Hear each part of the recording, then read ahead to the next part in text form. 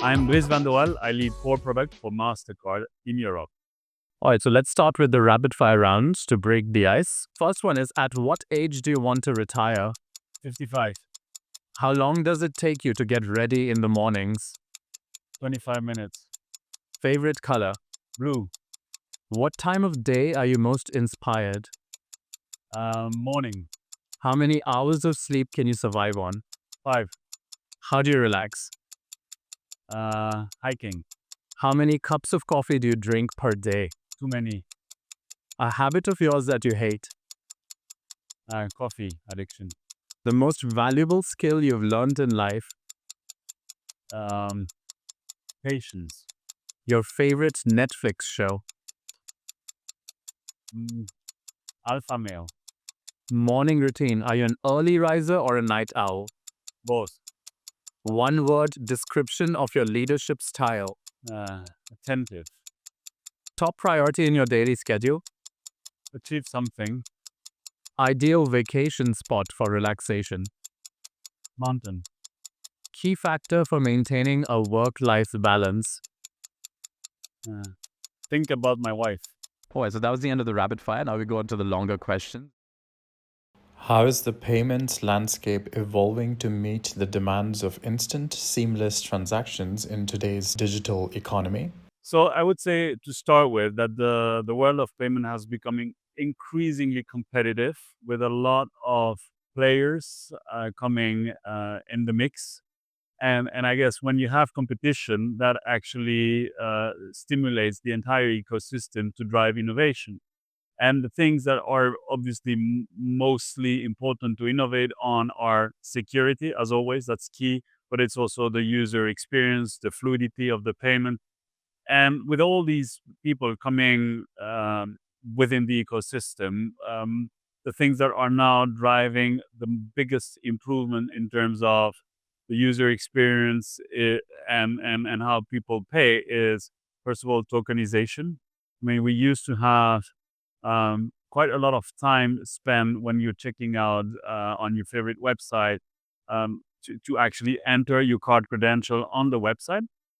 And now, thanks to tokenization, you will no longer need to do that. So we've seen that tokenization has tremendously increased, and now that's one thing. The other thing that is also getting a lot of traction is around what we call passkeys, and that's the ability for a payment solution to leverage the biometric capabilities of the mobile or the device. So I guess there's one big trend, which is the tokenization of card credentials. In the past, we used to have to enter our PAN number or account number into our favorite website to check out, and that was very long, very painful. And thanks to tokenization, we no longer need to do that. And so that is true in two cases. It's true when consumers or cardholders are storing their card details into a merchant where they will purchase regularly from them. So it could be a car sharing app, it could be your favorite marketplace, it could be a movie streaming company. So that's the regular subscription recurring payment part. And so we call it secure card on file. So that's one part where tokenization is extremely useful.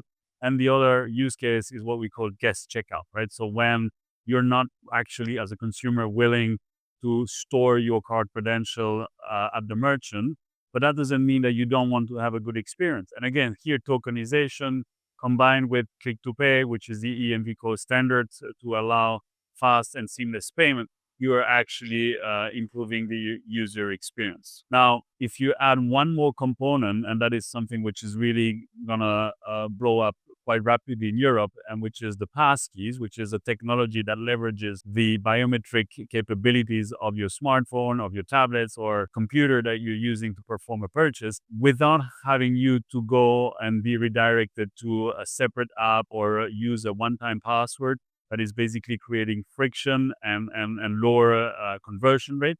Now with Passkeys, you're just gonna have a much more seamless experience to check out. So you combine that with click to pay and Passkeys, and you're gonna see a tremendous improvement on the approval rate overall. So a lot of exciting stuff coming ahead of us.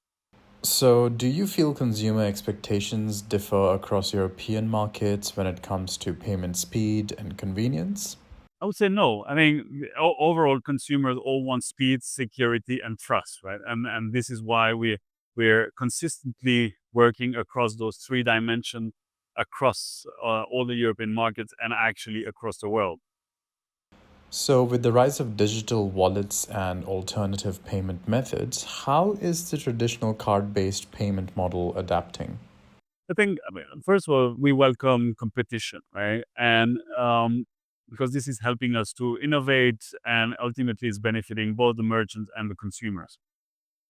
Now, what we've seen, and we actually have a lot of partnership with those alternative payment methods, whether they're local or regional, whether they're in Europe or global, and we see that we have things to offer. So the typical use case that we see is when we enable some of these purely online alternative payment uh, solution to work in the physical world, right? We're leveraging NFC, we're leveraging contactless technology to enable their customers to actually pay and use the Mastercard contactless acceptance infrastructure. So we actually, of course, compete, but we also partner with them and enable new use case for them. So all good.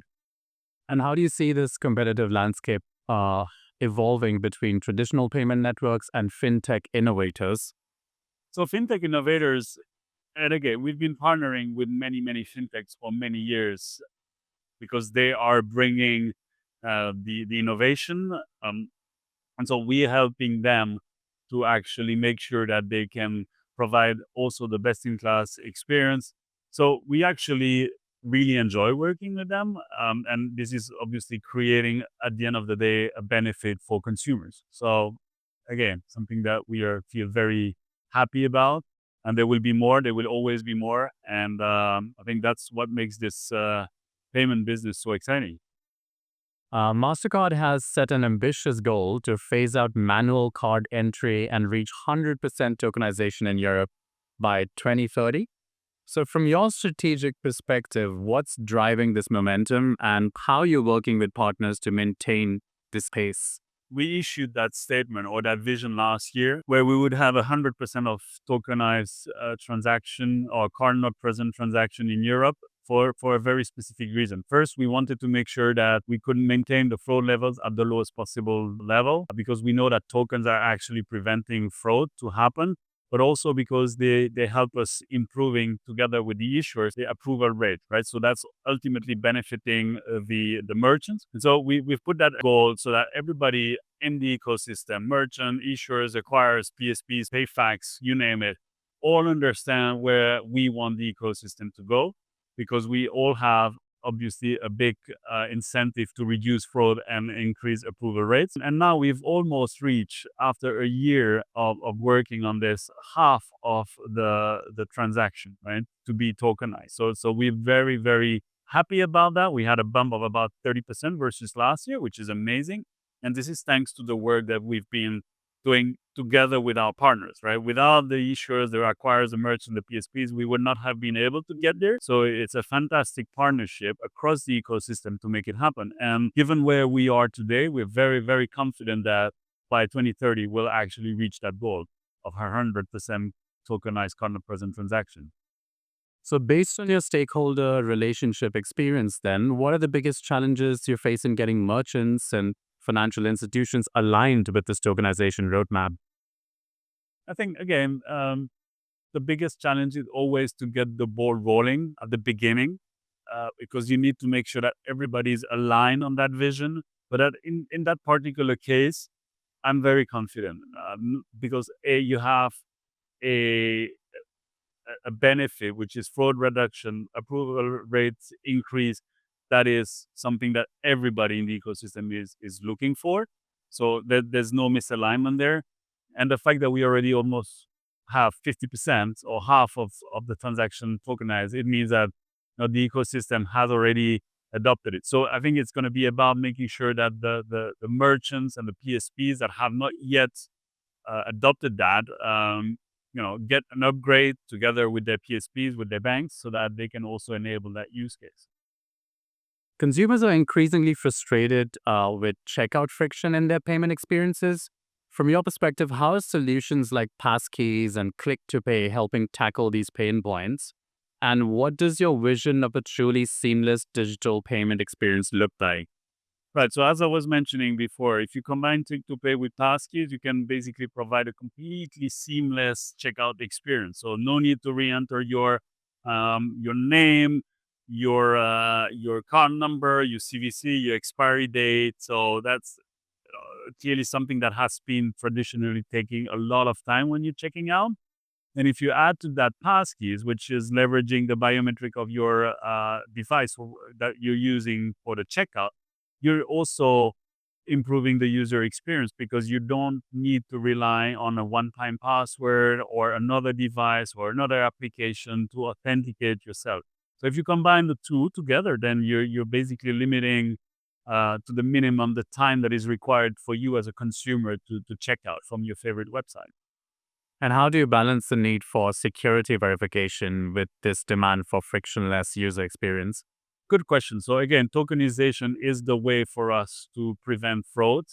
The fact that the tokens are uniquely attached to a specific merchant or specific use case allow us to control how these tokens are being used. So to give you an example, if you have a token that is stored at your favorite, let's say, ride sharing app, and someone is able to capture that token and try to reuse it at another merchant, it's simply not going to work. So that's a way for us to reduce fraud drastically.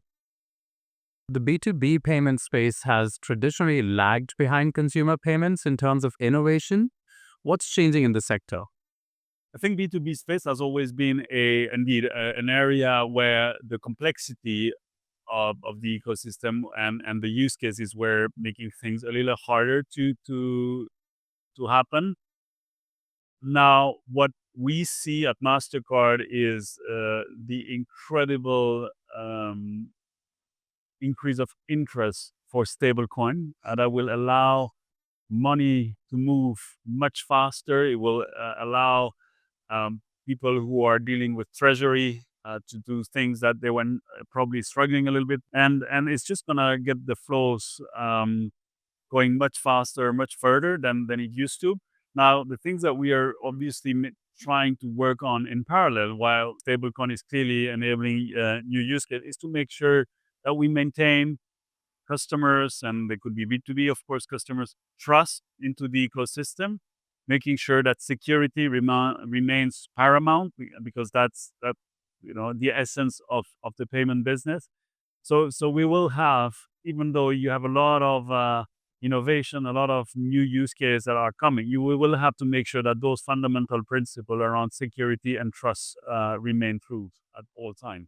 Customer education plays a crucial role in payment adoption. How do you effectively communicate the value of new payment technologies to different audiences?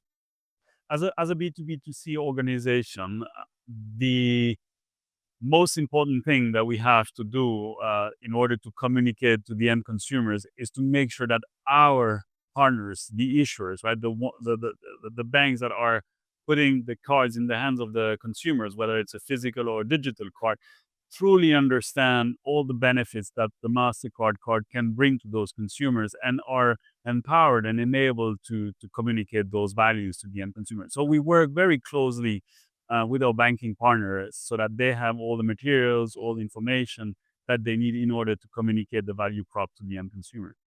I guess brand differentiation in payments is challenging when the core functionality appears similar.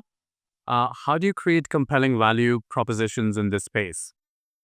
So you're right. I mean, this is certainly one of the key focus for us to differentiate. We want not only merchants to prefer Mastercard to other payment solutions, but we also want issuers, cardholders to understand what are the clear benefits that they're getting from their Mastercard, right, as opposed to other schemes. So the way we're doing this is by investing a lot of time and working really hard to identify assets that will resonate with our consumers, with our cardholders, right?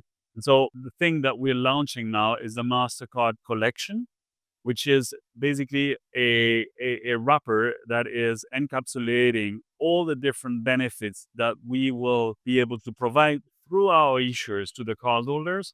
Those assets will be around all the things that really matter. And we've been doing a lot of surveys around the world to understand what consumers needs and wants when it comes to that kind of benefits. And it's all around entertainment, dining, and the last one is traveling. And so we're packaging all these benefits and we're curating those experiences and making them available through one single API for the issuers so that the issuers can basically deliver those benefits in a consistent global manner to the end consumer. What payment innovations do you believe will have the most significant impact on how people and businesses transact? So I obviously don't have a crystal ball, but I think one of the things which will tremendously change the way we operate as consumers is the emergence of AI.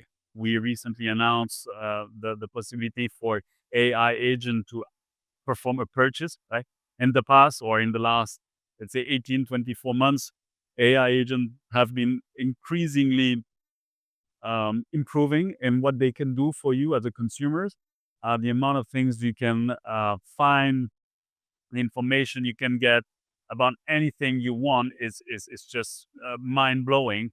But the last mile, which is how do I actually pay for whatever I've been searching for through the AI agent, was always missing. Right? And now with what we've been announcing and the possibility for AI agent to rely on tokenization, to rely on our technology, to be part of the ecosystem, we will then enable that sort of last mile component, which is the payment. And we can foresee that over time, consumers might actually change their behavior in a much more drastic way, i.e., instead of going and doing their shopping on the most well-known website as we know today, they might even go straight through those agents and perform the entire purchasing process through them. I think that's going to be a fundamental change, but we'll see. Let's see. So the last question for you is of a personal kind. What would you be doing in your life if not this? Sailing.